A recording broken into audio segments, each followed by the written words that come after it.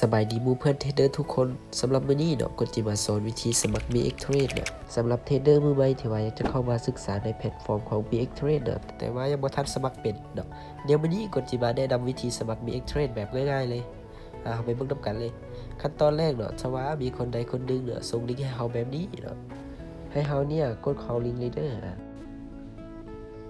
หลังจากที่ว่าเขากดเข้าลิงก์แล้วเนาะมันจะขึ้นหน้าตาแบบนี้เนาะช่องที่1เขาให้ใส่ Gmail เนาะช่องที่2เขาให้ตั้งรหัสผ่านช่องที่3เขาให้ยืนยันรหัสผ่านโอเคเดี๋ยวเขามาใส่อีเมลกับรหัสผ่านเลยเนาะหลังจากที่ว่าเขากรอกข้อมูลสำเร็จแล้วเนาะ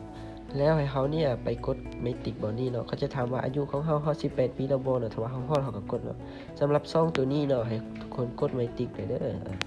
หลังจากที่ว่าเขากดเมติกแล้วเนาะมันจะขึ้นหน้าตาแบบนี้เนาะเขากดลงซื้อเข้าใส่เนาะ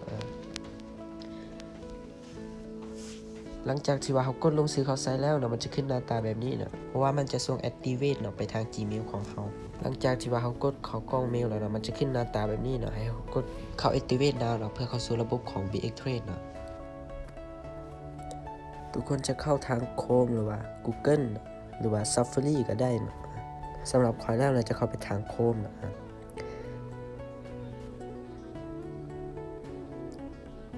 หลังจากที่ว่าเขาเข้าแล้วเนาะมันจะขึ้นหน้าตาแบบนี้เนาะ